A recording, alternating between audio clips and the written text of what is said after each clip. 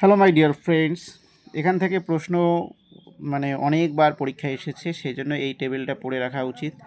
ভারতের অরণ্য ও বন্যপ্রাণী সংরক্ষণ আইন, forest and wild life conservation act of India, আইন ও প্রকল্পের নাম, আর এদিকে আমি বলবো সালগুলো। হ্যাঁ, ভারতীয় অরণ্য আইন হয়েছিল কত সালে?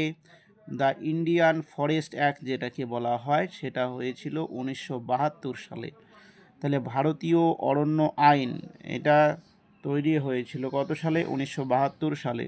বন্যপ্রাণী সুরক্ষা আইন এবং সংশোধন, ঠিক আছে, তাহলে এটা হয়েছিল কত সালে? 1972 থেকে 1991, ঠিক আছে।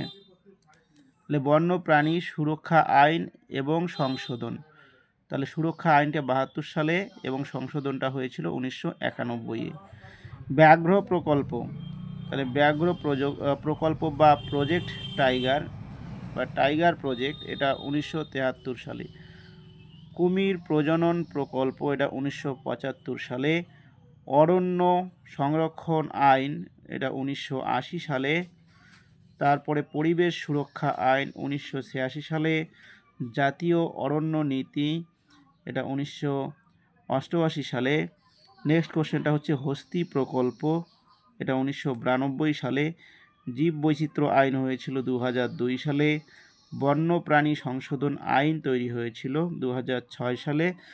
জাতীয় গ্রামীণ ট্রাইব্যুনাল আইন 2010 সালে। তাহলে জাতীয় গ্রামীণ ট্রাইব্যুনাল আইন যেটাকে বলা হয় ন্যাশনাল গ্রিন ট্রাইব্যুনাল অ্যাক্ট, এই আইনটা হয়েছিল 2010 সালে। আমি আবার একটু বলতে চাই যে কী কী আইনগুলোর নাম। ভারতীয় অরণ্য আইন বলা হচ্ছে ভারতীয় অরণ্য আইন বা ইন্ডিয়ান ফরেস্ট অ্যাক্ট, এটা হয়েছিল 1992 সালে। বন্যপ্রাণী সুরক্ষা আইন, এটা হয়েছিল 1972 সালে, যেটাকে ইংরেজিতে বলা হয় the wild life protection act rules and এটা অ্যামেন্ডমেন্ট। ব্যাঘ্র প্রকল্প, যেটা হয়েছিল 1973 সালে। কুমির প্রজনন প্রকল্প, তাই না, এটা হয়েছিল 1975 সালে। অরণ্য আইন 1980 সালে। পরিবেশ সুরক্ষা আইন 1986 সালে। এনভায়রনমেন্ট প্রোটেকশন অ্যাক্ট যেটাকে বলা হচ্ছে। জাতীয় অরণ্য নীতি ন্যাশনাল ফরেস্ট পলিসি 1988 সালে। হস্তি প্রকল্প বা প্রজেক্ট অফ এলিফ্যান্ট 1992 সালে। জীব বৈচিত্র্য বায়োডাইভার্সিটি অ্যাক্ট, যেটা 2002 সালে হয়েছিল। বন্যপ্রাণী সংশোধন আইন, যেটা 2006 সালে হয়েছিল। জাতীয় গ্রিন ট্রাইব্যুনাল আইন ন্যাশনাল গ্রিন ট্রাইব্যুনাল অ্যাক্ট 2010 সালে। Thank you.